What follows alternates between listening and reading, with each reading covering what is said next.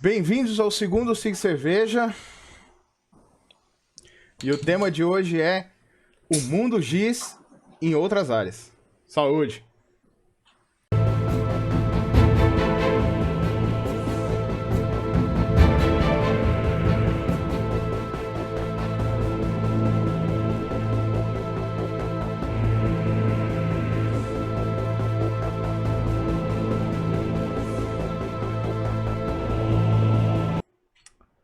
Bem-vindos, galera. Meu nome é Vitor Zanetti e eu sou especialista em GIS, especialmente ArcGIS, mas GIS de modo geral, tá? E sou consultor nessa área. E estamos aqui para o segundo podcast. Se você quiser uma biografia detalhada, vai lá no primeiro, que no primeiro tem. Certo, Caião? É isso aí. Bom dia, boa noite, né? Ou bom dia? Qual que é o... Olá. Olá, pessoal. Então, meu nome é Caio Rivod, eu sou geógrafo e, como o Vitor também, sou um apaixonado aí pelo GIS e adoro falar sobre esse tema, ainda mais na parceria do meu grande colega Vitor. É nóis. Vamos nessa. O tema de hoje é o mundo GIS em outras áreas. Ou seja, nós vamos falar um pouco das nossas aplicações, dos nossos trabalhos mesmo com pessoas de áreas que não são necessariamente do mundo GIS. Tá? É muito conhecido, na verdade, quando você pega lá os livros do Gilberto Câmara, quando ele fala do conceito de geoprocessamento e de SIG, ele vai falar que isso são ferramentas que são aplicáveis a qualquer área. E esse é o fato. Então hoje nós vamos falar um pouquinho dessas áreas. É interessante já, Vitor, você falar das ferramentas em si, mas é o onde, né? O onde é o nosso catalisador, é o nosso denominador comum de tudo, basicamente. Quando a gente pensa nas áreas que são conexas assim pelo onde, eu acho muito difícil encontrar áreas que não são, né? A gente sempre consegue encontrar o contexto espacial, a capacidade. Vamos ativar. Eu costumo falar isso, acredito que você já tenha falado também. Então, vamos ativar a capacidade espacial do seu dado? Vamos geohabilitar o seu dado. Essa é linda. Geohabilitar, olha aqui. Hoje, por exemplo, Vitor, eu tive a particularidade que um colega meu me ligou perguntando sobre um desafio que ele estava tendo, não relacionado muito com o nosso mundo aqui, mas muito relacionado. Ele falou, Caio, eu queria saber que dados que existem e quais informações que existem, onde eu consigo encontrar, etc., sobre desmatamento. Nossa, na hora, assim, explodir a cabeça, né? Porque se a gente vai falar de desmatamento, é muita informação que está disponível. O que eu falei para ele na hora, você até me complementa aí, se você souber demais. Mas eu, de cara, eu pensei no Map Biomas, né? Que é um projeto muito legal, que eu não sei se é o Ministério do Meio Ambiente que está fazendo, que já fez, que está disponível. A plataforma é muito legal, acho que é mapbiomas.com.br ou .gov, não sei. Mas se procurar Map Biomas, a gente tem um acesso a um dataset bem completo. E eu já baixei algumas coisas lá, já utilizei um pouco dos dados. E aí eu pensei também no projeto PRODES do IBAMA. Que é outro gigante, né?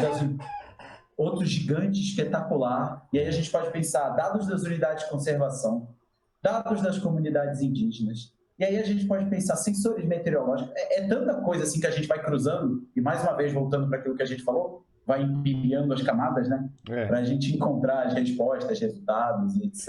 É para fazer uma análise. Você já usou um desses aí? Cara, recentemente eu usei o VIRS, aquele que até a Esri tem disponível, o INPE também disponibiliza uma outra versão tratada e tal. E eu cruzei ele com os dados de biomas brasileiros que eu peguei do MMA e os dados de áreas e os dados de área de conservação de espécies, áreas prioritárias para conservação de espécies em risco de extinção. E, cara, ficou um mapa muito lindo. Cliente com fãzão. Cliente queria isso porque... Espécies de extinção? O IBGE tem um mapa... Mas eram áreas assim? Ele tem um mapa que são as áreas prioritárias para conservação de biodiversidade, né? E aí, em cada uma dessas áreas tem um animal, normalmente um ou mais espécies, que são as espécies prioritárias da área para conservação. Porque toda área de conservação prioritária, ela tem algumas espécies que são endêmicas da região e que levam a prioridade dessa espécie.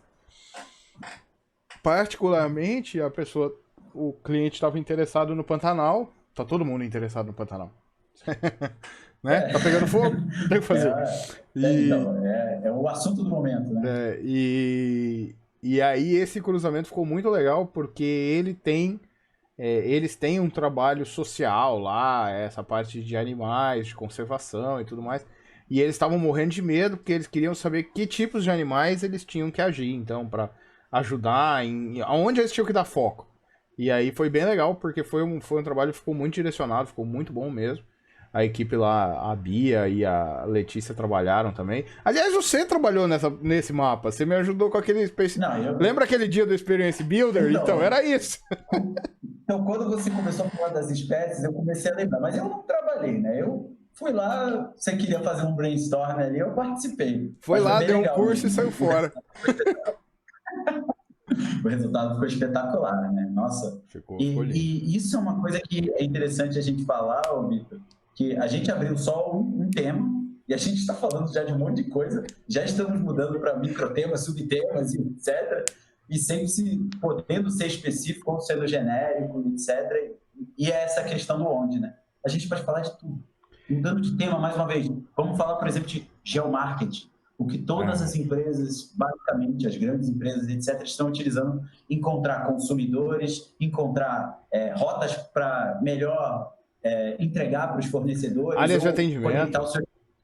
Áreas de atendimento, e aí a gente volta para o papo da outra vez, né? O network analysis. Não, mas cara, você pensa assim, eu fiz um vídeo despretensioso de Service Areas. Completamente despretensioso.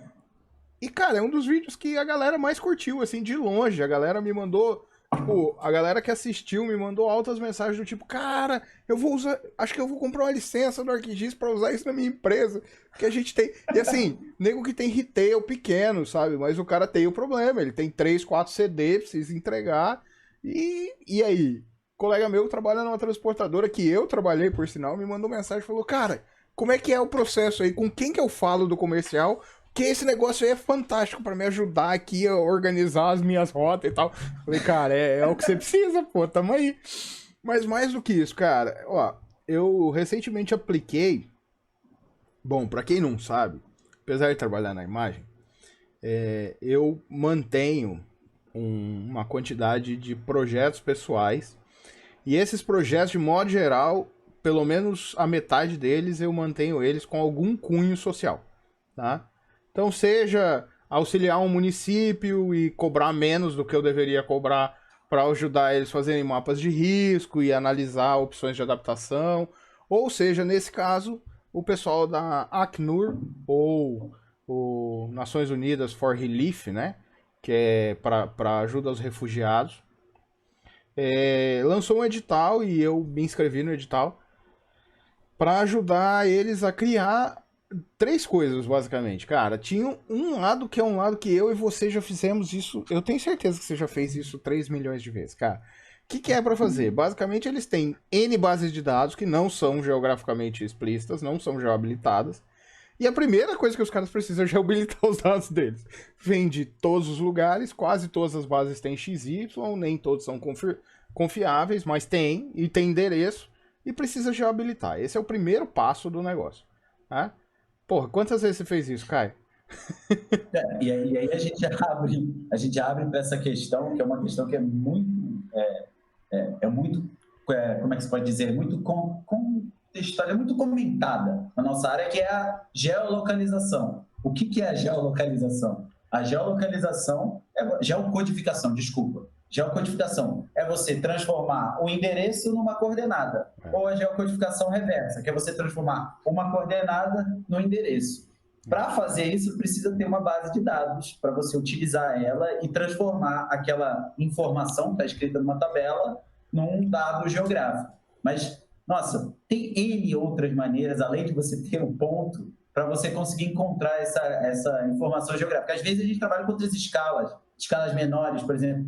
Eu não preciso saber exatamente o ponto daquela região. Mas se na tabela lá está escrito, sei lá, o município, né, Vitor? O bairro, a gente pode encontrar as informações de bairro e a gente associar, fazer às vezes micro-região naquela tabela.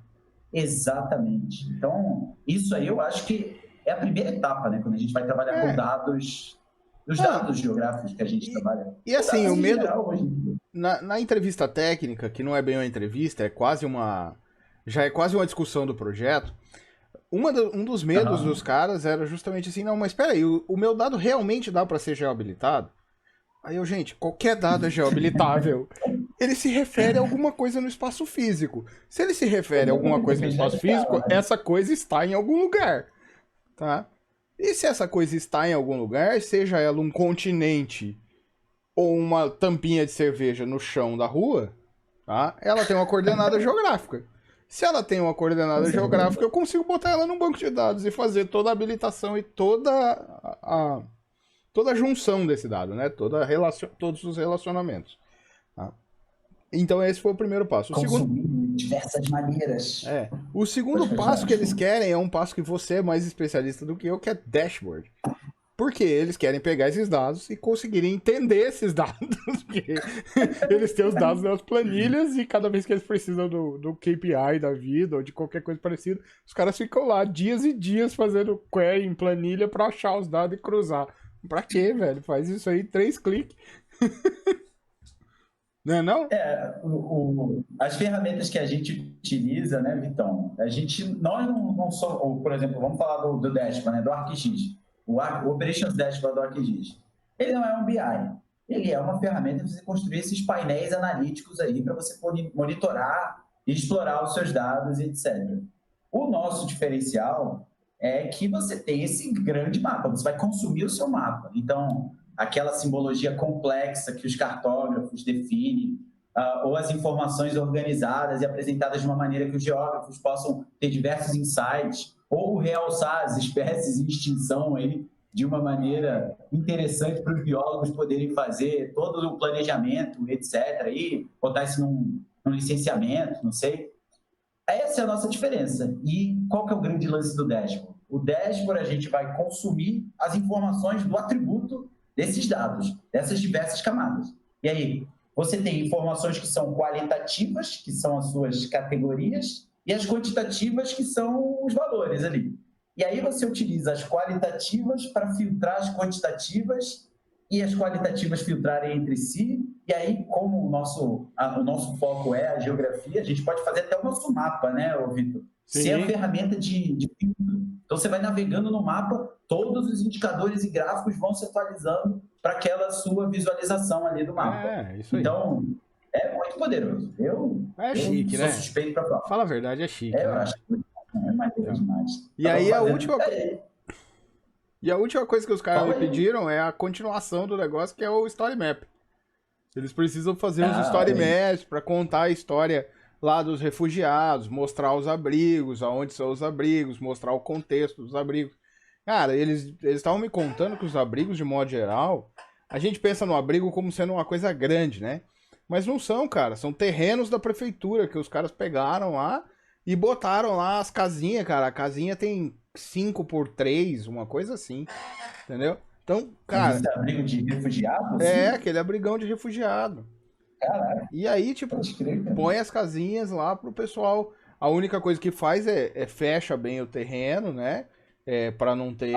para eles conseguirem ter o controle de segurança desse pessoal e tudo mais. Não porque eles podem fazer alguma coisa, mas como são refugiados em situação de vulnerabilidade e tudo, sempre tem um espertinho que quer se beneficiar, né? E sempre dá ruim, né? Então aí eles fazem toda uma segurança do local e tudo mais. Mas precisa saber o contexto, precisa saber em que lugar aquilo ali, porque a prefeitura também deu os terrenos que tinha. Tem terreno em bairro nobre da cidade, tem terreno no meio do mato, né? Então... Aí, Vitor, olha que interessante. Você falou de 3 etapas, né? Você falou da parte que você vai ter que qualificar essa informação, ou seja, ativar a capacidade espacial dela, ou como é que era o que você tinha falado aí? Geohabilitar a informação, ou seja, uma parte que é, de certa forma, até a coleta dos dados, né? Você pegou esses dados, você vai transformá-los para utilizá-los. Depois você tem a parte do dashboard, que é onde, teoricamente, você vai analisar e explorar esse dado, encontrar respostas, monitorar. E, por final, você tem o compartilhamento, você tem a questão de você dar publicidade ao seu dado. Então, você vai utilizar o Story Maps para você fazer essa apresentação web bonita, que vai contar uma história com aquela informação. Então, é interessante que você trabalhou com o ciclo do dado, né, de certa forma. Não, é O muito legal ciclo. porque, assim, é um projeto bem completo mesmo, eles querem o dado, eles querem o negócio do começo, meio e fim, e não só isso, eles querem trabalhar junto, então a ideia é ser consultor mesmo, é fazer uma parte, né, para acelerar, mas dar todas as ferramentas para que eles também façam e consigam depois dar manutenção no negócio. E, Deixar cara, legado, né? Deixar legado deixar para legado eles. mesmo, que os caras possam construir depois. E, cara, e assim, eu tô falando aqui da Knur, mas eu poderia falar de N clientes, cara. Pô, sei lá. A gente trabalhou com um cliente que fazia distribuição aí de produtos, tá? Uma marca famosa aí e tal, que a gente tem um NDA que não pode falar o nome deles, mas enfim, os caras faziam distribuição de produtos. E precisavam organizar as áreas, não só as áreas dos vendedores, mas as áreas de distribuição. Fizeram isso com o ArcGIS, tá? Imagina, o cara faz território de vendedor com o ArcGIS, cara. É chique demais a conta o negócio. Tá? E dá pra fazer, você sabe que dá pra fazer e que não é nem tão difícil de fazer. Só é complicado arrumar o dado para chegar lá, né? O outro caso que eu vi, o pessoal fazendo esses dias, eu tava conversando com o pessoal tá fazendo toda a parte de... Aliás, eu tava vendo um dado da Esri, cara. Os caras calculando as áreas de cobertura de sinal pelas proximidades da antena nos Estados Unidos. Olha bem, eles têm um dado das antenas de telecom Nossa, e aí eles fazendo manchas de sinal, cara, por tipo de sinal, baseado na antena e na altura da antena. Cara, porra, olha que cara, louco. espetacular isso. E assim, em áreas completamente diferentes. Eu falei do retail, falei de ajuda aos refugiados, você falou da área ambiental. Agora acabei de falar de uma área de telecom, que é um utilities. A gente poderia falar de utility network aqui à vontade. Deixa eu te contar uma que eu tive, que é só completamente diferente também. E depois eu vou te provocar para você falar de outra, que eu lembrei agora que ia ser legal, que você fez. Eu tive um cliente que ele tinha, sei lá, vamos dizer, ele tinha linhas e ele fazia gestão dessas linhas. E essas linhas, elas tinham boletins de informação atrelados a elas. E esses boletins eram relatórios de engenharia. Ou seja, você sabe, era uma obra numa linha, uma obra que é, como é que se diz? Uma obra horizontal, no caso. Uma Linear. obra e tinha um boletim, uma obra linear, essa palavra que eu estava buscando. Enfim, você tinha essa obra e você tinha boletins falando como está o andamento dessa obra e etc.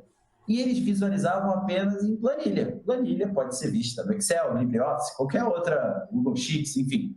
Eles só viam esses dados de uma maneira tabular. Qual que foi a nossa proposição? A nossa proposição foi pegar essas duas planilhas, integrá-las e depois conectar, geohabilitá-las utilizando a referência da obra linear. E a gente fazendo parcionando a linha de acordo com o avanço da obra. E aí o que aconteceu? Aconteceu que eles tinham um dashboard onde eles conseguiam ver os relatórios de engenharia de uma maneira totalmente dinâmica e exploratória temporal, né? Porque você pode olhar o passado, você pode olhar como estava a obra anos antes, anos depois. Muito legal. Anos não, né? Meses, mas ficou muito interessante com os gráficos, indicadores. E isso é mais um exemplo, a gente está falando agora de obra, só que eu queria te provocar num projeto que você fez, ficou muito legal. Na nossa época lá do Covid, mais uma vez voltando para o tema do Covid. Voltamos ao Covid. Então, exatamente. Quando a gente entregou o nosso dashboard do Covid, a gente achou que seria necessário também agir no lado da análise, que o nosso dashboard, basicamente, ele fazia uma coleta de informações e ele apresentava os resultados de uma maneira dinâmica, etc., interessante, blá, blá, blá. Bonito. Só que faltou, muito bonito, só que faltou análise.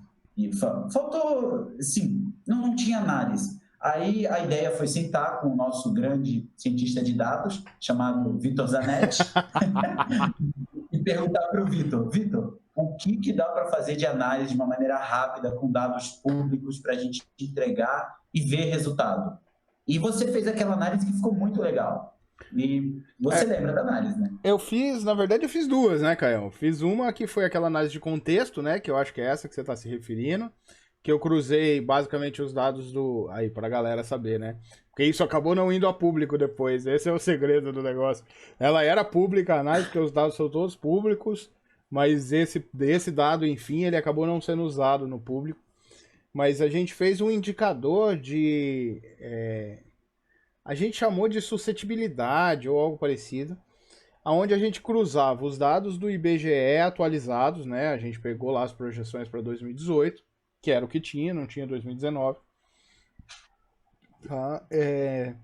E fez, então, todos os cruzamentos de os percentuais de idade, né? Aonde ocorriam, aonde a gente tinha maior percentual de idosos no setor censitário, as populações com mais baixa renda, ou seja, que tinham menos acesso a tratamentos e a outros problemas, e a saúde, né, que não seja pública. E tinha mais um cruzamento que a gente fez. Mas só complementando, Vitor, aproveitando para você lembrar aí, que o nome era, eu não sei se era suscetibilidade, mas eu sei que era alguma coisa relacionada à mortalidade, era lugares mais vulneráveis à mortalidade para a Covid. Exatamente. Então a gente tinha esse dado de baixa renda, dado de idosos, etc.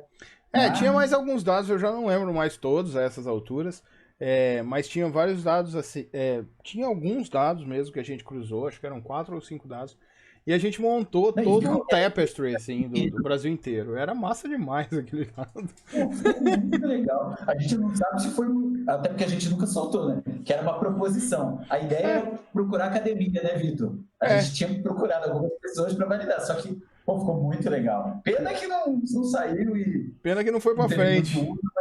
E eu fiz o segundo, não sei se você lembra, mas esse eu fiz mesmo. Foi até uma provocação que um amigo cientista de dados fez, que ele falou assim, cara, você tá com acesso a todos esses dados aí, faz uma análise séria temporal e faz uma previsão para os próximos 5 dias. Não sei se você lembra que a gente rodou isso até julho, eu acho. E, cara, até que não ficou ruim. Não, e a o gente troço tem que feito fazer às depois, pressas. né, a gente cruzar se aconteceu o que a gente estava propondo. Propondo não, o que o nosso algoritmo identificou ali, mas pra galera a gente podia voltar no tempo aí depois, né? Pra galera que é curioso aí da área de data science, eu fiz um algoritmo, eu fiz uma regressão, não foi bem uma regressão linear. Eu não me lembro mais nem exatamente o algoritmo, mas eu acho que foi um Random Forest Regressor, tá? Que previa então os próximos 5 dias baseado nos últimos 20 dias, né? Como a doença estava se comportando nos últimos 20 dias, e aí ele trazia a janela para os próximos 5. Cara, ficou legal, ele acertou bastante, depois acertou bastante no começo, o R quadrado tava legal, aí quando começou a dar as maiores variações, ele acertava a variação, mas começou a errar a quantidade dela, né? Então ele sabia, ele dizia, ó, vai cair, nesse dia aqui vai ter menos notificação.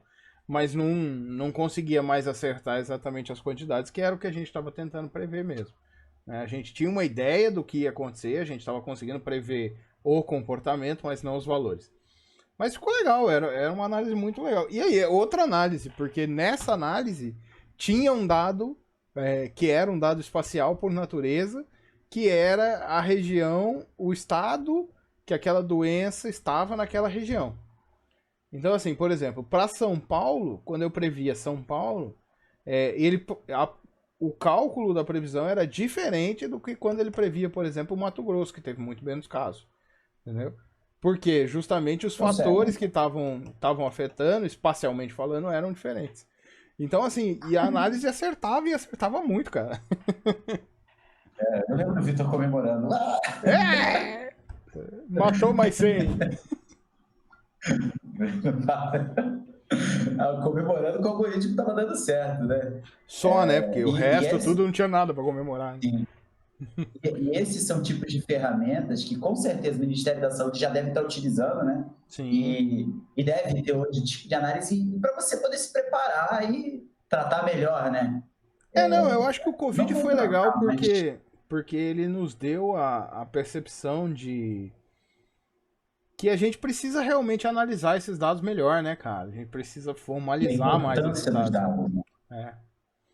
Eu acho que o maior benefício que a gente vai colher aí dessa pandemia, tá, é o tratamento realmente dos dados, é a importância, é o reconhecimento da importância que um dado bem coletado tem, né? Nós dois sabemos, nós já falamos isso no podcast anterior e nós vamos falar isso em muitos podcasts, porque toda vez que a gente levanta o problema do GIS, um dos negócios é os dados, que o Brasil não é um E país você com... pensa.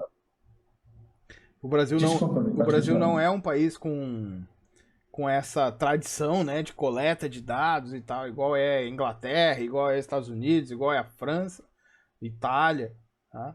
Mas assim, a gente precisa evoluir nesse sentido. E, ô, Vitor, o desafio do Covid ele foi tão particular, né, se a gente pensar, porque geralmente quando você trabalha com dados, você vai fazer análises e etc., e você vai extrair resultados e respostas daquilo, a gente está falando de dados temporais aí que são de 10 anos atrás, etc., e a gente vai vendo um avanço ano a ano, ou às vezes mês a mês, etc. Só que agora, no Covid, o desafio foi dado diário, né? E você tendo que fazer a análise do dado em movimento e cada vez mais dados aparecendo, informações diferentes, cruzando novas fontes e etc. Então, realmente vai ficar uma lição aí, né? De como consumir melhor, talvez, os dados e para extrair respostas de uma maneira mais rápida. Eu, Uma das grandes eu tenho essa visão também. Vou falar com você. e nessa daí, uma das grandes coisas foi justamente a, a vantagem de ter uma plataforma integrada onde você traga o gel e o temporal, o espaço e o tempo juntos, tá? Porque era isso, aparecia um trem novo lá, uma variável nova numa região específica. Eu conseguia alterar aquele algoritmo e incluir essa variável naquele algoritmo sem ter que refazer todo o processo. Eu simplesmente ia lá e mudava aquela região. Entendeu? Então, assim, isso é muito bom, cara. Isso é uma coisa que não é toda plataforma que te dá acesso a isso. Ah, tá puxando o saco do ArcGIS. Ah, tô mesmo, a plataforma é boa, vou fazer o quê? E aí a gente entra na questão que é importante falar, já que você puxou a bola do ArcGIS, passou para mim, ó. Aí, Vitor, tu passou, vou cabecear agora.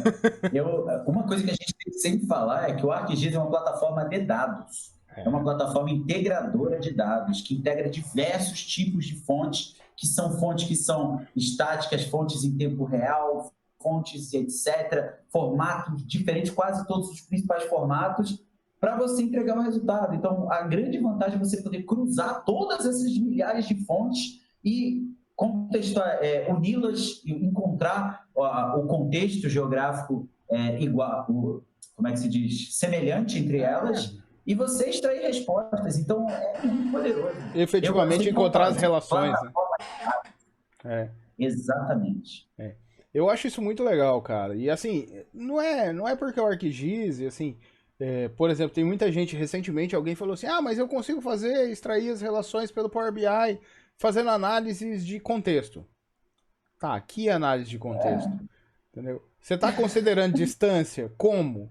Você tem que gerar uma planilha lá no software ou na mão e trazer para o Power BI para fazer. Você não precisa, cara. No ArcGIS você faz tudo lá. E aí você exporta lá o serviço e consome ele no Power BI e faz o dashboard do jeito que você quiser lá. Entendeu? Porque é assim, é essa a vantagem, né?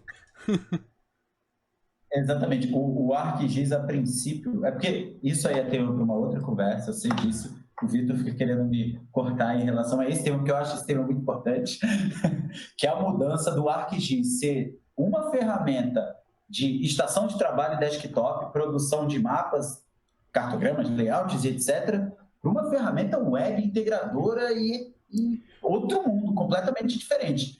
E isso é uma coisa que a gente tem que lembrar muito forte, assim. A ferramenta mudou, o ArcGIS, que a maioria das pessoas conhece, não existe, quer dizer, continua existindo, mas ele mudou e ele evoluiu muito. E aí você tem que parar de consumir o Charmander aí pro Charizard, cara.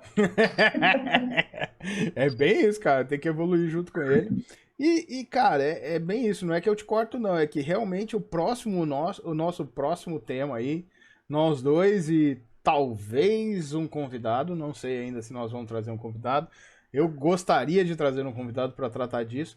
Vai ser justamente as duas maiores revoluções tecnológicas que nós dois passamos e que provavelmente os nossos convidados também passaram, né? Que são a revolução do smartphone, né? Como uma ferramenta de captura de dados. A gente falava, para quem não viu, o Apple novo lá, que não vem nem com carregador, mas vem com LiDAR. É a coisa mais doida do Que mundo. isso? O carregador é comprado à parte. Tu me comentou isso, Mas cara. vem com LiDAR, tem o sensor LiDAR. O nosso último programa para isso já evoluiu. Lembra que a gente estava falando da evolução ser rápida? Sim. Olha isso. E a outra coisa nós vamos falar também das questões de WebGIS. E aí nós vamos realmente mergulhar como esses contextos, como esses compartilhamentos e tudo mais. Eu vou soltar aqui a bomba, né? Porque eu não sei nem se ele vai conseguir fazer. Mas eu chamei o Diogão pra ver se no próximo, falei pra ele que eu ia conversar com você, mas talvez no próximo então a gente traz o Diogão, que até foi uma sugestão dos comentários do vídeo anterior. Gente, comentem aqui embaixo quem vocês querem ver. A gente sempre ouve vocês. Digo mais, a gente tá fazendo um segundo depois de fazer o primeiro piloto, porque todo mundo gostou, teve uma repercussão muito boa. A gente já teve contato com pessoas que a gente nunca sabia, que não sabia nem que usava GIS. Pessoas que vieram falar conosco, pessoas dos Estados Unidos que vieram e que estão entrando para a comunidade do GIS e que são brasileiros e que tinham interesse em conhecer mais dessa área e que viram os nossos comentários aí e foram para frente. É um pessoal que a gente também. Outra galera que vai vir aqui falar, mas essa galera a gente vai falar justamente de evolução de contexto, né? Evoluções urbanas e tal, que é uma galera que trabalha com os... Cara, os mapas desses caras são muito loucos. Eu até, para vocês saberem, eu já estou evoluindo aqui a forma de captura e tudo, porque da próxima vez, quando o nosso convidado quiser dar um link para vocês, eu vou deixar ele pronto aqui e eu consigo mostrar para vocês o link enquanto ele tá falando e tal. Tá ficando melhor, cara. Uma hora eu aprendo a ser um host decente.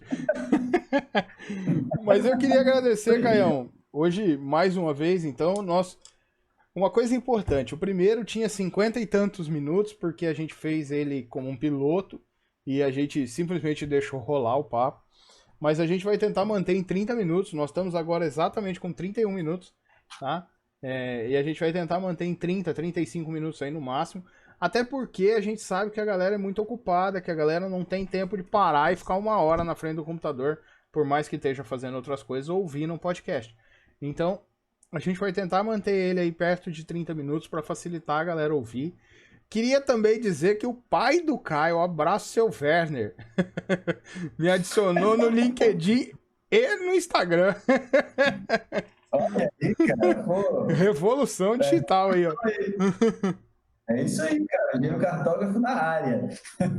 É outro cara que a gente tem que trazer, Caião. Esse é um cara que eu faço questão de um dia você chamar ele, porque é um cara que viveu essa revolução. Talvez a gente até podia fazer um especial e a gente traz um engenheiro cartógrafo novinho, recém-formado aí nos últimos 5, 6 anos, só para comparar um pouco, né? Tipo, o que seu pai teve na faculdade, passou e tal.